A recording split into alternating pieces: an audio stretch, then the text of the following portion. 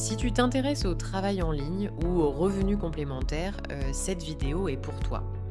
Tu as sûrement déjà vu passer des contenus sur l'entraînement de l'IA. Dans les vidéos précédentes, je t'ai parlé de plateformes comme Nevo ou CrowdGen by Appen qui sont relativement accessibles quand on débute.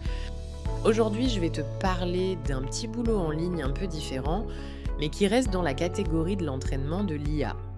C'est une activité très accessible, notamment si tu habites en France et que tu as simplement un smartphone. Accessible, oui, dans le sens où les prérequis sont faibles, mais avec des règles et des limites qu'il faut connaître.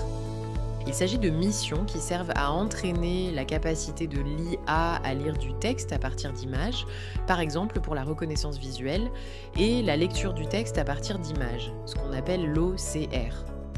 Concrètement, il s'agit de missions où on utilise son smartphone pour prendre des photos de situations ou d'éléments précis en suivant des consignes très claires. Personnellement, le fait d'aimer la photographie a rendu cette mission plus agréable pour moi, même lorsque le sujet n'était pas spécialement dans mes centres d'intérêt. Sans entrer dans les détails, voilà l'idée générale. Je ne peux pas entrer dans les détails exacts des tâches, mais l'objectif global, c'est de fournir des données propres, cohérentes et utilisables pour l'entraînement des modèles. Ce type de mission, on le voit souvent apparaître sur Upwork. Upwork est une plateforme de travail en ligne qui met en relation des clients et des freelances. Il arrive aussi que ces missions soient proposées par invitation. Autrement dit, sans forcément postuler activement, si ton profil est bien complété et cohérent, tu peux recevoir des invitations à ce type de tâches. Même avec un compte récent, ça peut arriver. C'est pour cette raison que de manière générale, je recommande de créer un compte Upwork, même si tu ne travailles pas tout de suite. Dans la pratique, le fait d'avoir un profil complet et cohérent, pensé comme une activité professionnelle, peut faire la différence. Dans ce contexte, avoir un statut comme auto-entrepreneur peut être utile. En France, la création de ce statut est gratuite et se fait en ligne. Bien sûr, dès qu'il y a des revenus, il y a des charges sociales.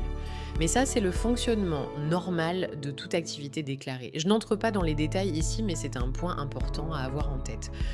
Je veux aussi être claire sur un autre aspect. Toutes les missions ne se valent pas. Personnellement, je fais très attention aux conditions proposées. Quand les délais sont raisonnables, que la charge de travail est cohérente et que la rémunération est alignée avec le temps demandé, c'est généralement bon signe. À l'inverse des délais extrêmement courts, des volumes irréalistes ou une pression constante sur la quantité sont pour moi des signaux d'alerte.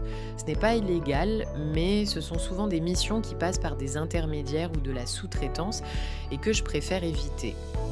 De mon point de vue, une mission saine, c'est une mission qui laisse le temps de bien faire les choses, sans forcer et sans transformer le travail en course contre la montre. Et quand ce n'est pas le cas, la meilleure option, c'est simplement de passer son tour. Ce type de travail ne convient pas à tout le monde, mais pour certaines personnes qui cherchent un complément de revenus, qui sont à l'aise avec le travail en ligne et qui apprécient des tâches structurées et encadrées, ça peut être une option intéressante. Encore une fois, l'objectif de cette vidéo n'est pas de décider à ta place ni de te promettre des résultats, mais de te donner des repères concrets pour que tu puisses faire tes propres choix en connaissance de cause.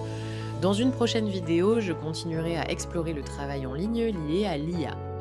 Merci d'avoir regardé.